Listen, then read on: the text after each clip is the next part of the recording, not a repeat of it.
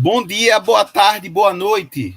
O canal Encruzilhadas hoje continua, né, com suas apresentações, com seus debates, com suas discussões.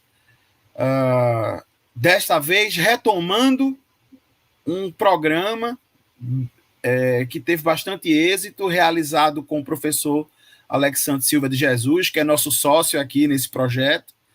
E naquela oportunidade, na primeira temporada do canal Encruzilhadas, nós discutimos o livro Curupira, Mau Encontro, Tradução e Dívida Colonial.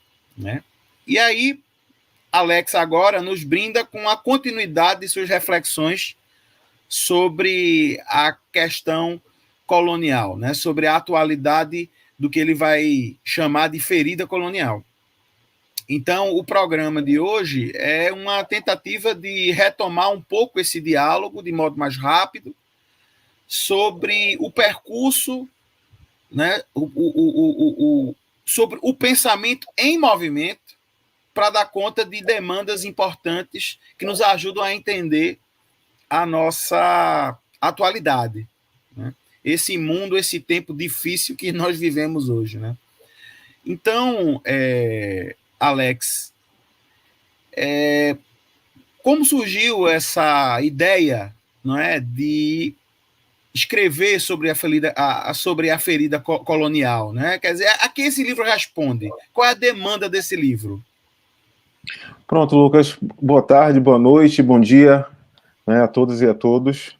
Obrigado, Lucas, né, por novamente dividir, né, essa parceria comigo aqui no nosso programa, né, no nosso canal.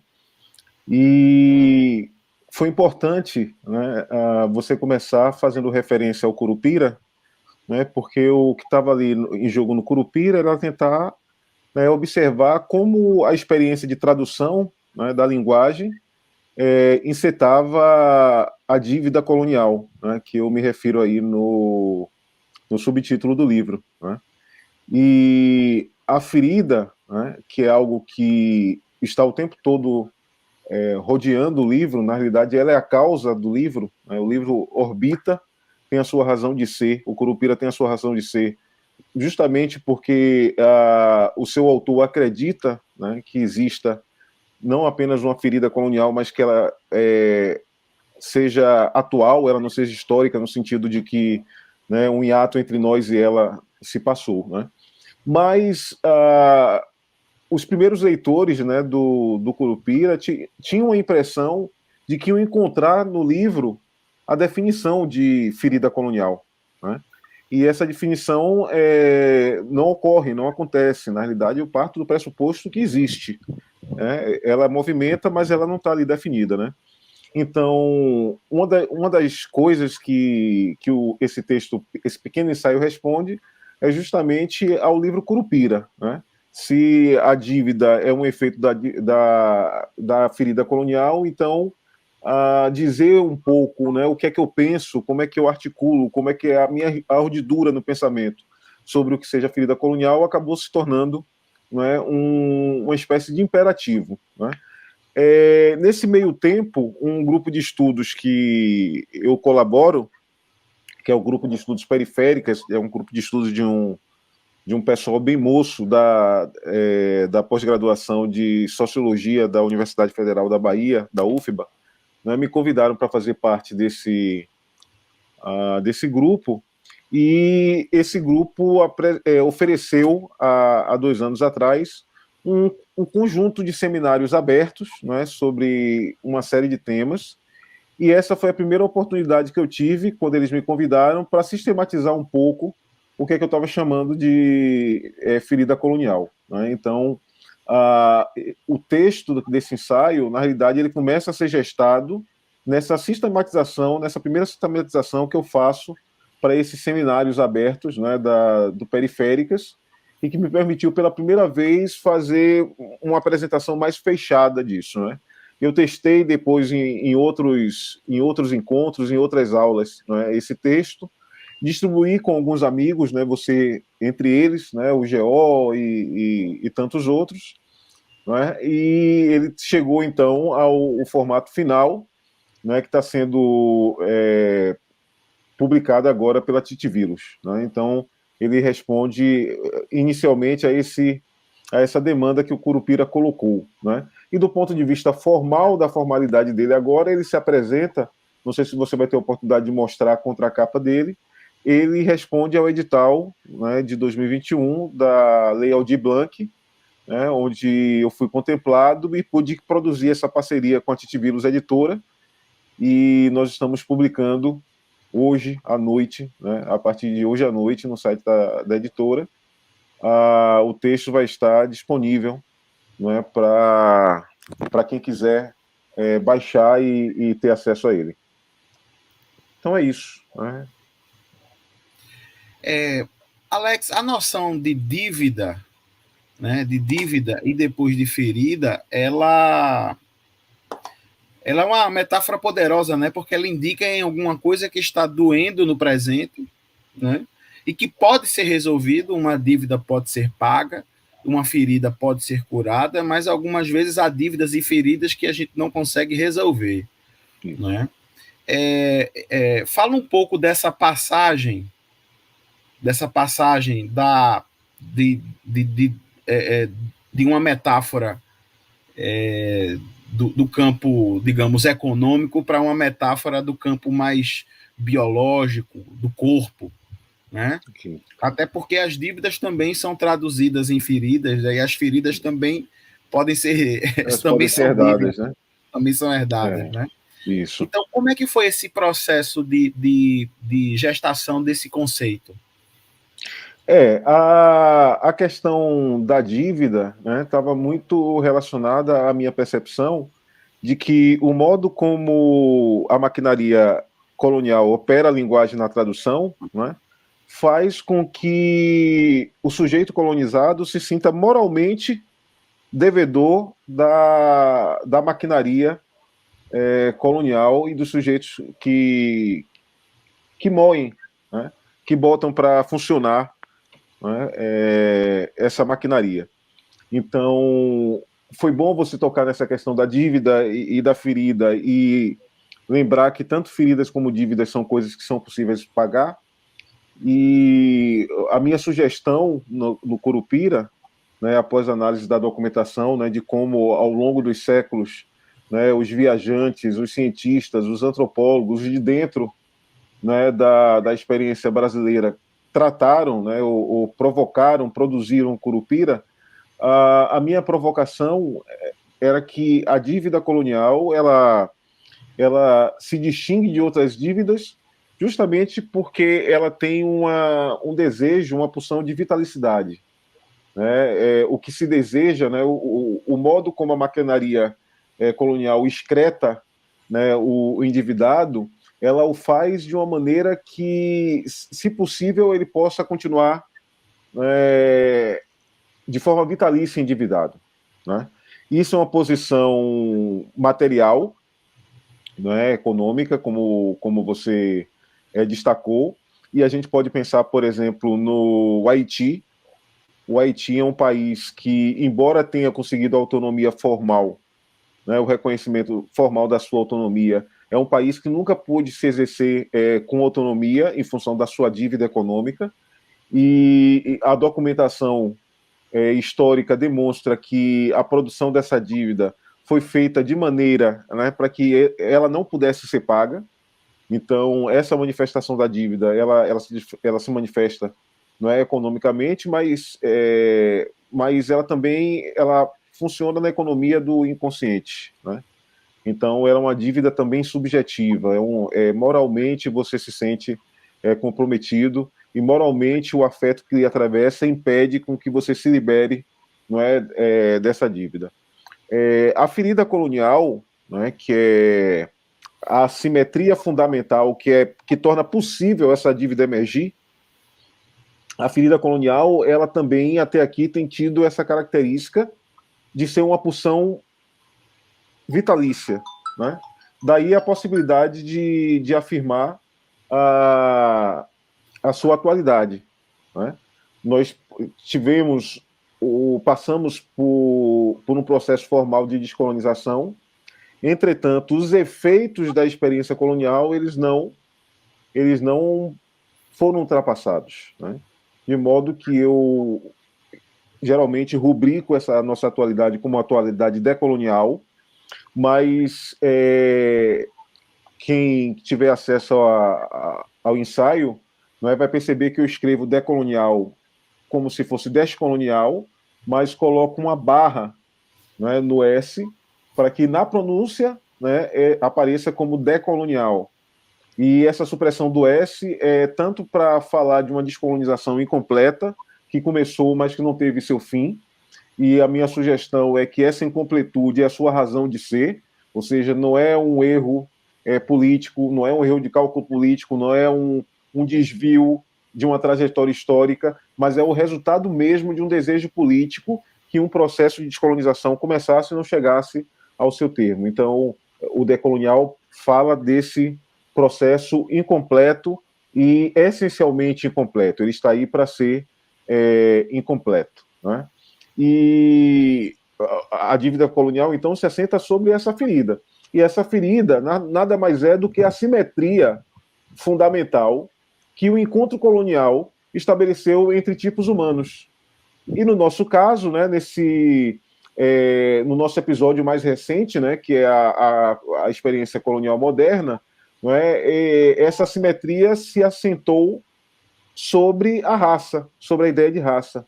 Então, os tipos humanos tiveram as suas posições dadas na estrutura, né, da cultura e da sociedade, a partir da experiência mais superficial, que é a experiência epidérmica, ou seja, uma maquinaria hermenêutica que tem a pele, né, como o gatilho, como eixo disparador, certo?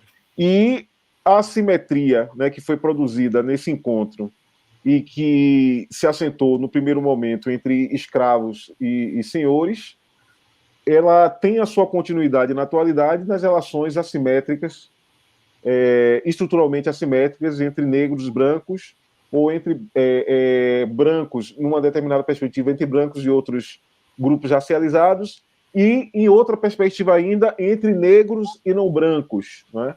Onde, nessa perspectiva, a questão da raça chega ao seu limite, mostrando que mesmo a racialização dê conta de aglutinar uma série de experiências coloridas, a experiência antinegra do mundo tem um papel fundamental, não é, nessa possibilidade. Então, a ferida colonial é, na realidade, vamos dizer que o Curupira, enquanto um livro sobre a dívida, é um livro que, vamos dizer que, cronologicamente, se a gente pensasse se a gente fosse atender uma certa lógica, esse ensaio sobre a ferida colonial sairia primeiro, né, seria publicado primeiro, porque ele dá conta da realidade, não é, que criou a assimetria fundamental, e o Curupira seria um episódio dessa ferida colonial ao tratar da dívida colonial na relação entre encontro colonial, tradução, né, e linguagem, né? Então seria um pouco isso. O que impressiona na leitura dos textos é que a gente está apontando para uma longa duração de relações sociais mediadas no texto e pelos textos que engendram apagamentos, recalques, silenciamentos, né? E que a gente está falando de uma estrutura que já tem 500 anos. Né? Então, talvez a gente, muito impressionado com aquelas descontinuidades que Foucault vai falando, da necessidade de rever o mito das origens, mas, de certa forma, essa estrutura colonial que você vai apontando a partir dessa leitura que você faz, desde de textos coloniais até discussões contemporâneas, elas falam de certa forma, de uma estrutura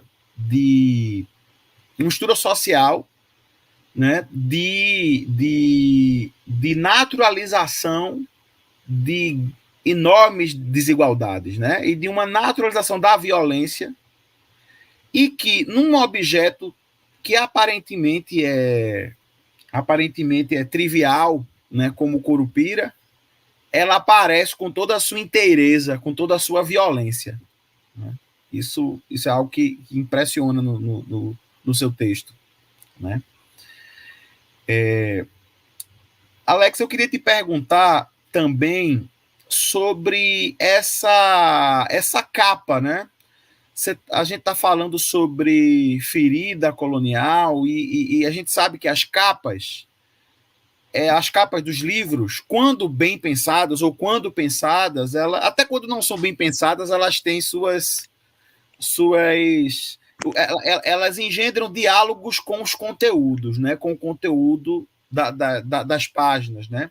Como é que vocês pensaram esse diálogo entre a capa e o conteúdo dos livros? Certo. No caso do Curupira, né, tu acompanhou bem, né, esse processo, foi um processo bastante artesanal, mas a capa do livro queria dar conta já, com os desenhos, né, que tudo aquilo tem, a impressão de um dos artistas que trabalhou na produção do livro após a leitura do ensaio, né? Então, aqueles desenhos na capa são desenhos, não é, que imprimem já uma percepção artística sobre o conteúdo do ensaio, né? E não se restringia à capa. Então, por exemplo, a nota de rodapé do ensaio Curupira foi colocada de uma forma que pudesse, que permitisse o leitor, com alguma imaginação, tentar imaginar os pés voltados para trás do Curupira, né? Então, a ideia é de que a capa e todo o trabalho editorial dá materialidade, né, ao que o texto está colocando, e aí, quando você diz uma boa ou uma má capa, significa que a edição pode trabalhar contra e a favor do texto, né?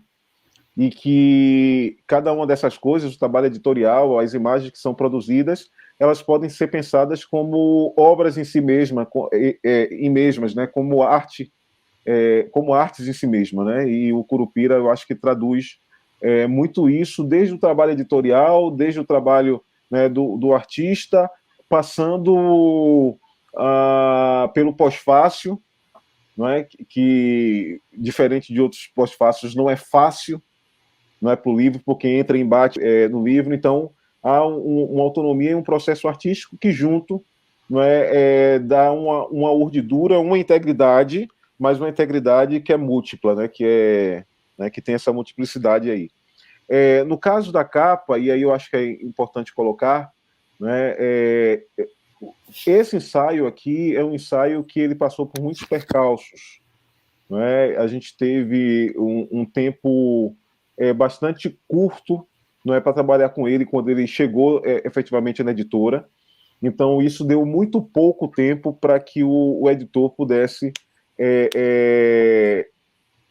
talhar o texto, né, à sua maneira, porque é um ledo engano achar que o texto chega e ele chega pronto e trata-se apenas de uma revisão do português ortográfica, não.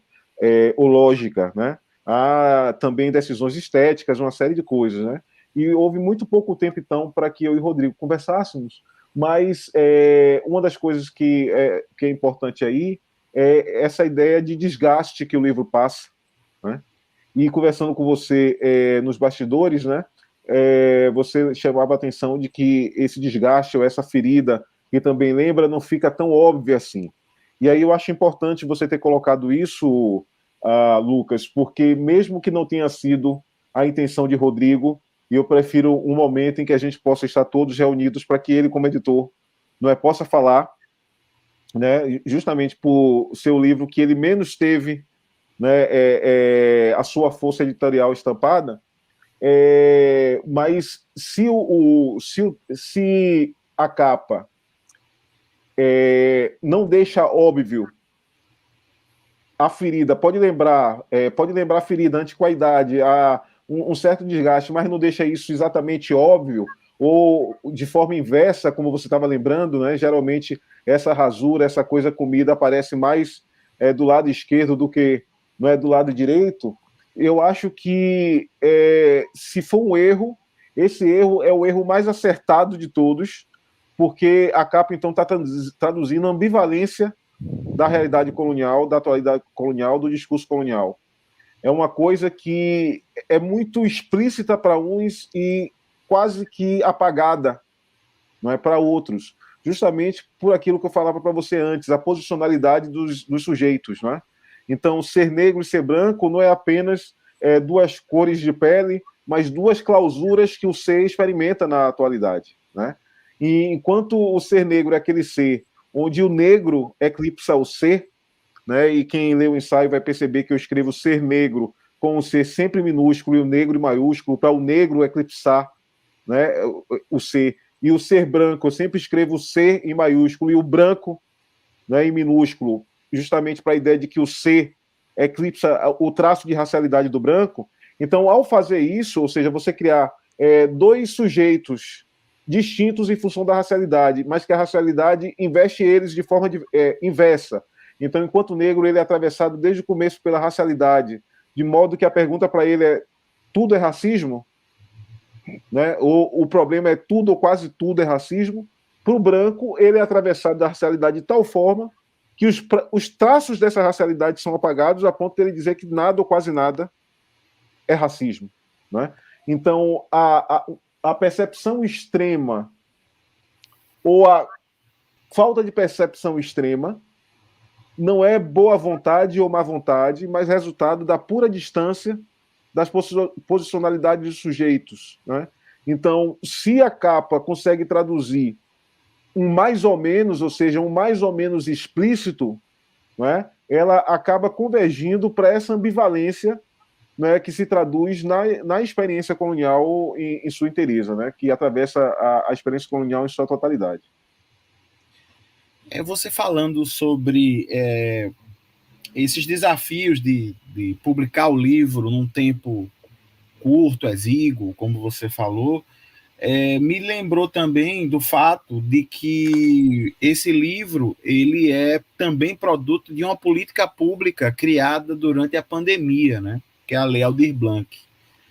Claro que você já vinha com a sua trajetória tentando responder ou desdobrar o que você já havia colocado lá no Corupira, mas eu acredito que essas leis, esses novos espaços que vão sendo criados pelas leis de incentivo à cultura, elas seduziram também parte das ciências humanas. Né? É uma coisa que não é tão recente. Nós vemos a participação grande de colegas das ciências humanas, sobretudo nos processos de patrimonialização, né, de bens imateriais, né? Vê uma participação grande de colegas da história, da antropologia, sociologia, da literatura, né, nesses editais, vencendo, concorrendo nesses editais. Eu queria que você falasse um pouco sobre esse desafio, quer dizer, que novo lugar institucional é esse que essas leis de incentivo à cultura criam, né? Você falou de uma primeira dificuldade, que é justamente o tempo que a lei lhe obriga a pegar aquele recurso, gastar, né, em que medida isso também cria enfrentamentos, né, ou tensões, como você mesmo falou agora de uma tensão, é o tempo de produção do saber, do objeto livro, que se fosse uma editora normal também, as editoras também têm seus prazos, você teria um pouco mais de tempo para negociar, talvez, e de certa forma também você, além de ser o escritor, o autor, você de certa forma também é o produtor cultural, que é essa nova categoria aí, pelo menos para nós que somos da área das ciências humanas, da história, da sociologia, da antropologia, da filosofia. Quer dizer, é uma posição que a gente assume na medida em que a gente consegue esses recursos e vai tentar produzir conhecimento com eles, né? Como é que você vê esse novo espaço criado para a sua atividade intelectual e acadêmica né, que é esse novo espaço que é instituído pelas leis de incentivo à cultura. Essas leis, elas têm muitas nuances, né, cara? Desde uma saída para a pauperização da classe média, né? Tem sido isso, né?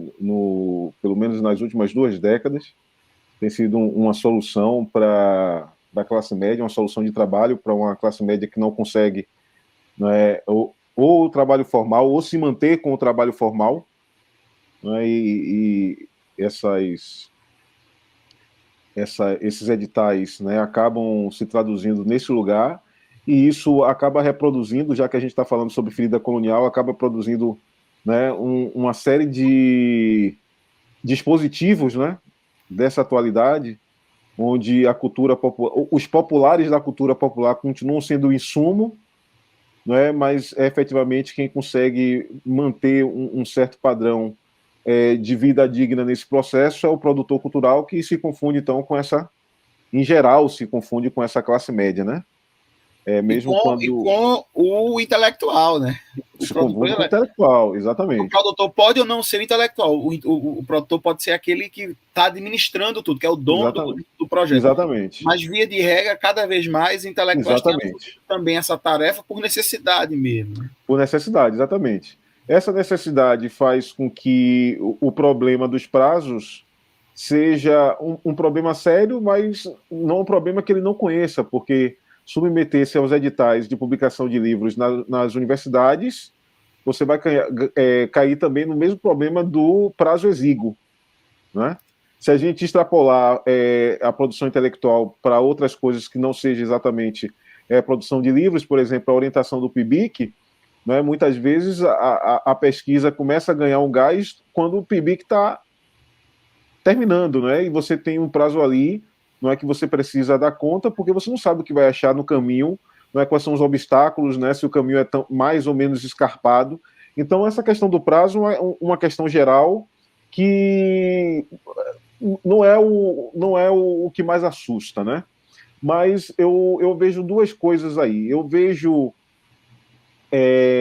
de um lado, concomitante com a pauperização, agora, né? Concomitante com a pauperização da classe média e esses editais serem uma saída para ela, a gente está passando também por uma pauperização da universidade, né? A universidade está cada vez com menos recursos, não é, para a produção científica, e entre essa produção científica, pelo menos nas universidades aqui do Nordeste, a produção de livros tem sofrido um impacto, não é, muito grande. Então, escoar a produção acadêmica nesses editais tem sido uma alternativa, não é, para muitos intelectuais. E isso, de alguma forma, tem um retorno sobre a própria produção dele, porque essa linguagem acadêmica ela precisa passar por algum tipo de modificação, pelo menos que não seja uma modificação da sua linguagem, a sua linguagem se permita a experimentações, não é? Ela permita ser jogada experimentando. Então, eu acho que traduz também, recentemente, a pauperização da universidade, mas eu acho que existem nuances nessas duas coisas, sabe, Lucas? Então, por exemplo, a minha busca antes de editais públicos foi por uma editora independente, porque a minha questão, eu sempre procurei fazer uma ciência franciscana, não é, no sentido de que eu pudesse bancar minha própria pesquisa, não é? O problema da ciência franciscana às vezes se dá menos no percurso, a depender dos objetos que você escolhe, né? Principalmente se forem objetos teóricos, e mais quando você precisa publicizar esses produtos. Então, quando você precisa transformar a sua pesquisa em um livro, aí começa o problema de uma pesquisa franciscana. Você não tem recurso privado, você não tem recurso do governo, então o recurso que vai entrar é o recurso dos seus próprios bolsos. Então, eu estava mais preocupado naquele momento com uma editora independente, porque o meu problema com a editora universitária seria o prazo e seria também a experiência estética, ou seja, eu gostaria de uma editora que transformasse a edição no livro numa experiência estética, no sentido de que a experiência material pudesse já adiantar o que o leitor, né, se daria, né, a ler. E a Titivírus Editora foi essa editora independente, né, que me permitiu fazer esse experimento que foi, né, o Curupira. E agora eu mantenho novamente a parceria com ela, uma parceria que nós queremos duradoura, porque com Todos os Dias Nascem Deuses, que é o livro do editor, e na sequência o Curupira, e agora o Notas sobre sobre a atualidade da ferida colonial, a editora está abrindo uma linha sobre ferida colonial. Não é? Então, ela efetivamente quer se debruçar em relação a isso. Entretanto, a experiência do Curupira foi uma experiência financeiramente muito custosa. E uma parte do processo de demora de edição e de reedição passou justamente pela incapacidade de ter uma grana, que pudesse colocar, a máquina editorial para imprimir, para moer, o livro. Então, a importância desses editais, malgrado o prazo, é a capacidade da remuneração, né, da editora, do próprio ensaísta, né, das pessoas que estão trabalhando com alguma dignidade. Não é? Por exemplo, esse edital que eu concorri foi um edital de R$ 15.000, não é, para publicar o ensaio. Então, isso permitiu, não é, o valor de uma editora como a Titivírus é um valor que podia ser muito maior, muito mais estimado, não é? Entretanto, eu posso dizer que com o valor desse edital foi possível o pagamento, valores dignos para os profissionais que estavam envolvidos, né, nesse processo. Então, eu acho que a importância é isso, é você ter numa situação de pauperização da universidade, né, do próprio pesquisador, você ter esse editais de fomento que permite com que o pensamento possa se traduzir e se traduzir para um público dentro e fora da universidade, no final das contas. Muito bem, Alex. A gente já vai se encaminhando para o final da nossa conversa.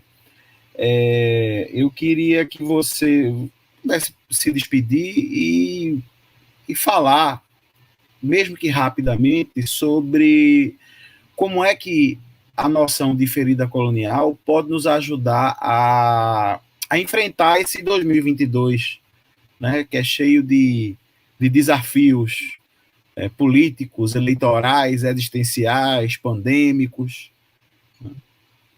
Ela é uma pergunta extremamente importante e talvez a mais difícil que você tenha feito para mim, Lucas, né? Esse ensaio sai num ano político e o texto é um texto que tenta,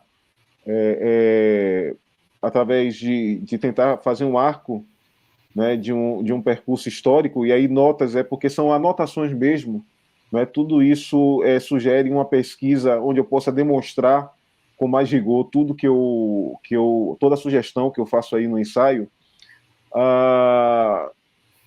Uma parte, né, tentando num arco histórico produzir o conceito de ferida, demonstrar a atualidade a partir dos diagramas e dispositivos que, emergindo do mau encontro colonial, continuam a dar conta, né, na nossa contemporaneidade. Depois, os efeitos, né, da ferida colonial sobre o pensamento ocidental, né, e, finalmente, o que esperar da política, né? E esse ensaio é um ensaio que já começa a trabalhar com um conceito, né, que eu gostaria de exercer uma curadoria, que é o conceito de desespero, né? De desespero, de deixar de esperar. E aí esse deixar de esperar, esse desespero, quando eu digo que eu gostaria de exercer uma curadoria, é porque esse termo foi capturado, né, pela psicanálise, e ele sempre traduz uma noção de angústia, né? O deixar de esperar do Estado, deixar de esperar o pai, é sempre uma situação angustiante. Então, a curadoria passa em suspender, né, essa percepção de angústia, né, nessa casca gráfica, ferida colonial, e retornar à ideia apenas de deixar de esperar. Então, uma das coisas que talvez mais graves, né, do ensaio, a sensação de que, na questão da antinegritude, e a ferida colonial tem muito a ver com isso, não seria possível, né, pensar a esquerda como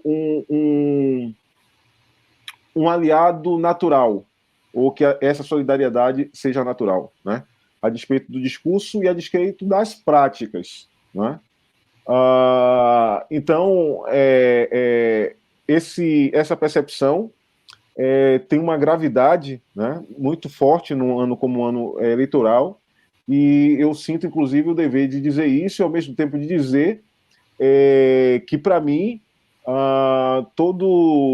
todo sujeito, homem, negro, branco, mulher negra, branca, comprometida com a tentativa de ultrapassagem, né, da atualidade da ferida colonial, não é, deveria, a despeito de qualquer sugestão do desespero da política, entender que qualquer situação que possa produzir mais dignidade para a população brasileira, particularmente a sua população mais pobre, que na sua grande parte se confunde com a população negra, não é? Deve haver da nossa parte um empenho, não é? Nessa direção. Isso não quer dizer que haja, como na nossa política, no modo como ela está estruturada, a possibilidade de ultrapassagem dessa condição, né? Podemos falar de uma situação mais arrefecida, mais amenizada, recrudescida, como a gente experimenta, né, nesses últimos anos de governo, mas a gente não pode falar efetivamente, né, de uma condição política, certamente não à direita, mas não à esquerda também, né, da condição estrutural da ferida colonial na nossa atualidade. Então, é um livro, um ensaio para ler com uma certa gravidade, não é? E com a busca de um compromisso ético, não é? Dentro e fora da política. Muito bem, então a gente deseja boa leitura, o livro está aí, está disponível. Começa a ficar disponível hoje à noite, né, no site da editora. Né? Muito bem. Então, a partir das 21 horas, né, ele então vamos estará disponível. Tá bom. Valeu, obrigado, Alex. Obrigado, Lucas. Valeu, meu irmão. Um beijo. Pessoal, até a próxima.